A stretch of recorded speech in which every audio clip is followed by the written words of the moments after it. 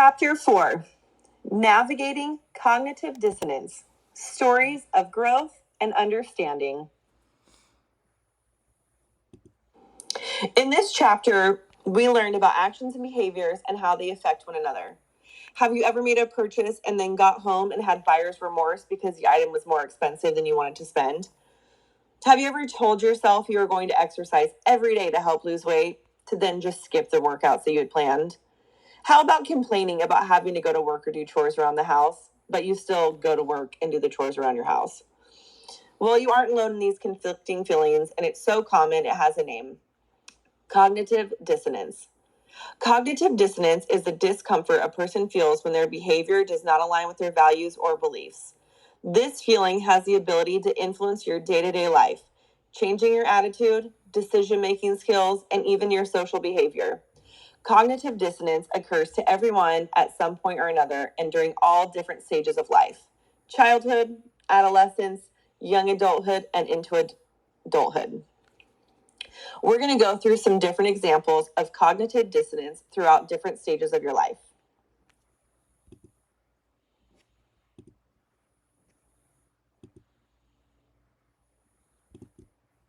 Childhood is marked by a huge shift from concrete thinking to more abstract reasoning, increased self-awareness, and a growing concern about social acceptance from peers and their own personal identity.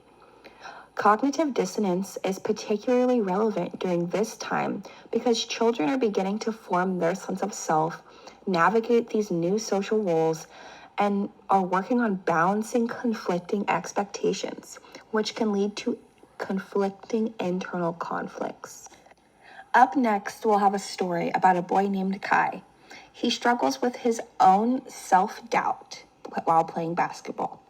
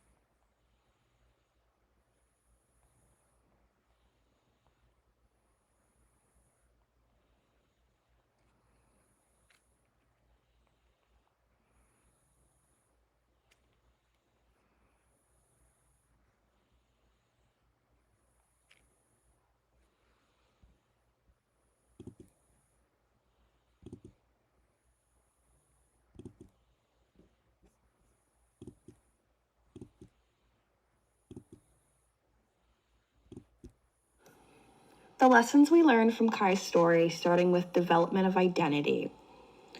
As kids grow, they tend to develop a sense of their self. In sports specifically, a kid may see themselves as a great athlete, but when their performance doesn't necessarily match that image, cognitive dissonance occurs. They begin to feel frustrated or confused, but this conflict can motivate them to improve or just adjust their self-image. Social pressures. Kids are highly influenced by their peers, which creates cognitive dissonance when their personal values clash with their peers' behaviors.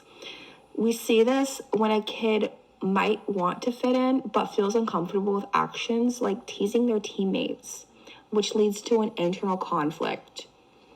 Balancing these multiple roles. Kids often like to juggle roles like being a student athlete, a friend, and all of these different things. And this leads to dissonance when they struggle to meet the expectations in every area. They question whether to prioritize one role over another, creating an internal conflict, yet again, that requires balancing and compromise. And finally, we see this in ethical development. As kids develop an understanding of fairness and ethics, they face these situations where their values really clash with the behaviors they might witness in sports, like cheating and breaking rules. And this creates that dissonance yet again, where they decide how to act in line with their morals while still navigating these pressures of a sport.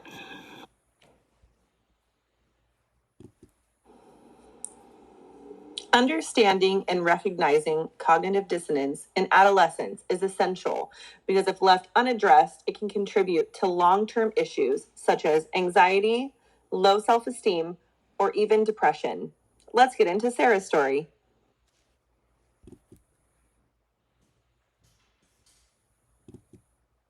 Hi everyone, my name is Grace, and I'm going to be talking about the cognitive dissonance that happens in the adolescent phase of life.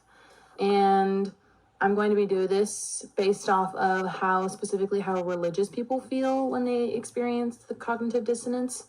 And I'm going to be showing this to you in the form of a comic. So I drew this comic myself, and the main character's name is Sarah.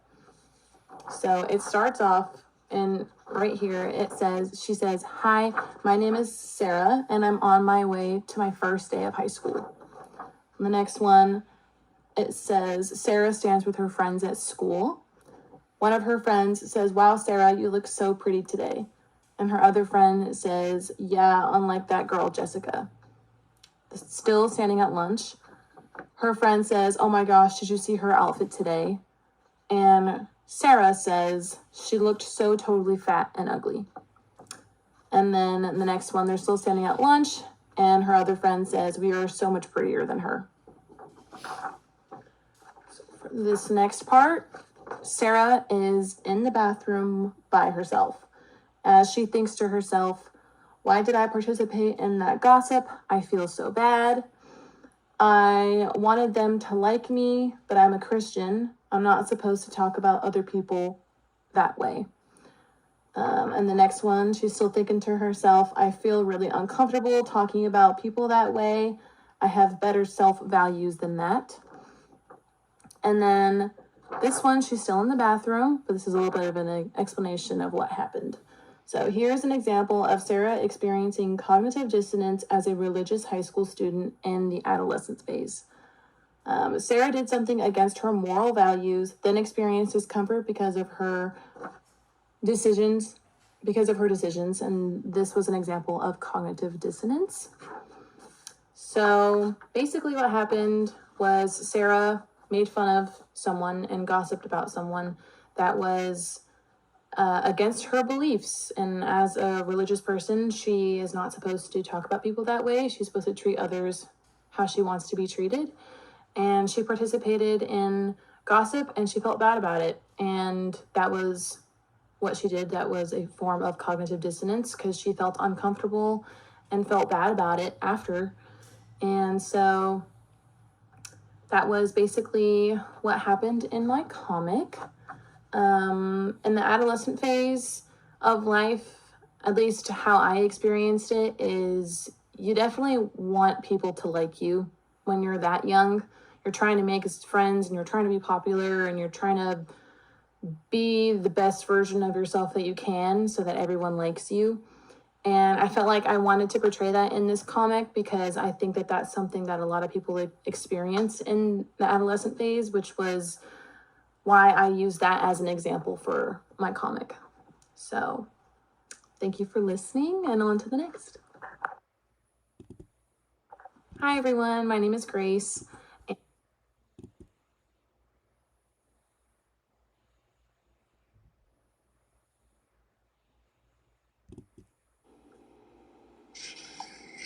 Cognitive dissonance can create feelings of stress, anxiety, and even loss of self-esteem. This leads to adults rationalizing their behavior and changing their own beliefs.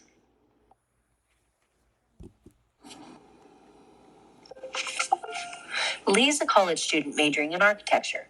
While things at school were going smoothly, things at home were not. Evil and moral acts.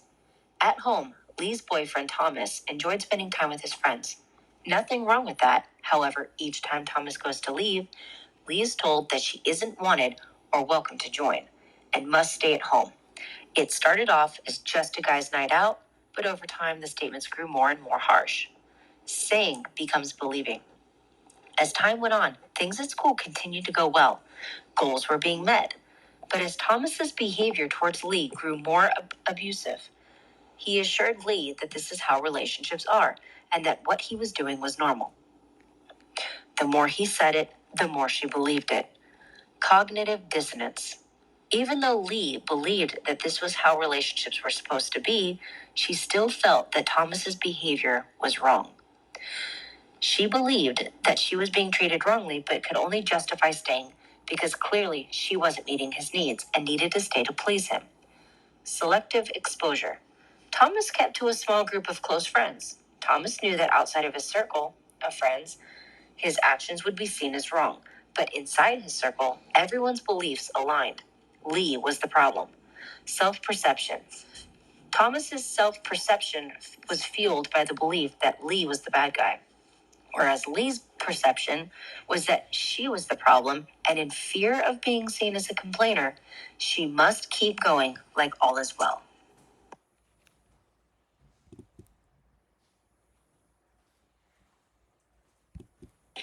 We just finished up with 4 stories on how cognitive dissonance can affect you throughout different stages of your life. Childhood in Kai's story, adolescence in Sarah's story, young adulthood, and adulthood in Lee's story. Understanding cognitive dissonance is important because it promotes integrity, ethics, personal growth, improved performance, and a better support system. We were able to find all of those throughout our stories. There are a few ways to help resolve cognitive dissonance, to change your beliefs, justify your actions, and seek support. The cognitive dissonance theory sheds light on a complex internal dialogue between our beliefs and our actions. Understanding this will allow us to better navigate our decision-making skills and examine our motivations.